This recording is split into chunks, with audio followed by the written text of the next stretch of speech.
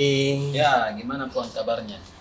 Luar biasa ini domba-domba ini banyak ini domba-domba orang di politika di. Ini banyak.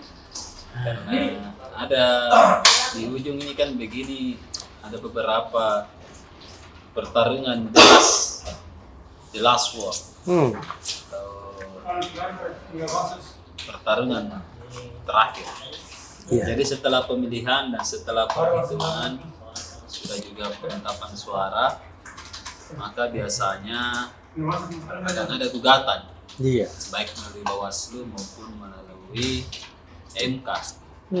Jadi harusnya sih sudah didaftarkan Ya. siapa saja menggugat.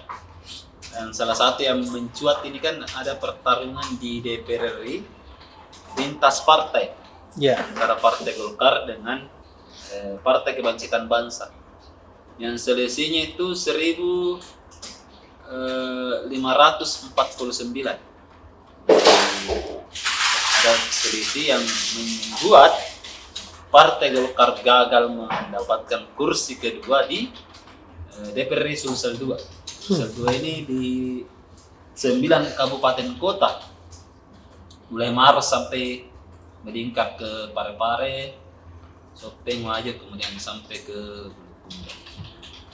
Jadi pertarungan ini masuk ke pertarungan sengketa namanya, sengketa pemilu. Jadi hari ini Bawaslu akan memanggil tim advokasi hukum dari Partai Golkar untuk mengklarifikasi laporan dugaan penggelembungan suara terhadap Partai Kebangkitan Bangsa di Kabupaten Bone dan Bulukumba. Jadi memang sudah masuk ranahnya ke ranah hukum administratif di Bawaslu dulu, yang kemungkinan masuk juga di MK. Karena sudah setelah penetapan hari ini 20 Maret 2024, maka ya 14 hari ke depan itu akan ada sengketa. Kalau misalnya tidak ada sengketa langsung Tutup Palu. diketuk palu untuk penetapan anggota DPRD terpilih, DPRD Kabupaten dan DPRD Provinsi sampai ke DPRD Kabupaten. Begitupun dengan senator DPRD. Jadi itu sekarang, dan kayaknya akan lumayan panjang di Sulsel 2 karena Partai Golkar melakukan gugatan di Bawaslu terhadap PKB. Nah, ini saling tuding lah. Iya. Suara dan PKB juga sudah memberikan klarifikasi, silakan dilaporkan, kita akan buktikan. Iya. Nah, ya, seperti itu. Kemudian yang kedua adalah kita masuk ke pemilihan wali kota Makassar. Iya, Jadi, ini. Partai Persatuan Pembangunan membuat panas Pilwali Makassar yang akan digelar 27 November serentak se-Indonesia. Itu membuat panas karena mendorong ketua tim penggerak PKK Indira Yusuf Ismail, yang juga adalah istri dari wali kota Makassar dan pembantu, untuk maju sebagai 01. Iya. Jadi ini panas, ini tidak pernah kita dengar-dengar Ibu Indira akan Maju. ada niat ya, ada niat untuk maju.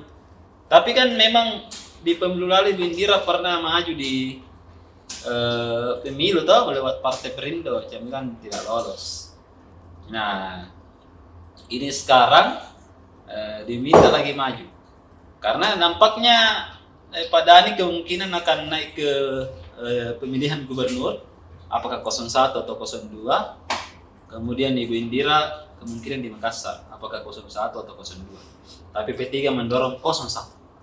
Nah, jadi ini langkah taktis, langkah kuda dari P3 untuk cepat bergerak. Bagaimana segera masuk ke pemilihan kepala daerah. Nah, ini akan menarik karena bersamaan semua Puan. Nah, kemungkinan skema yang dipakai mirip dengan pileg kemarin, sistem paket. Jadi paket sampai di provinsi sampai ke kabupaten kota. Jadi calon gubernur pasti kemungkinan juga akan paket. dengan calon bupati atau calon wali kota di 24 kabupaten kota ini. Itu untuk mengurangi biaya dan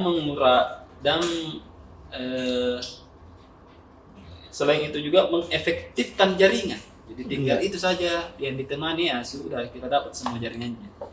Dan itu pernah berlaku di Pilgub 2018 lalu.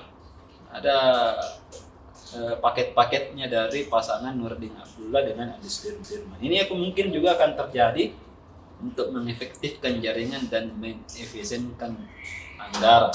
Karena kalau jalan masing-masing pasti besar anggarannya. Betul. Seperti itu, Pak. Oke. Oke, Kakak Cim.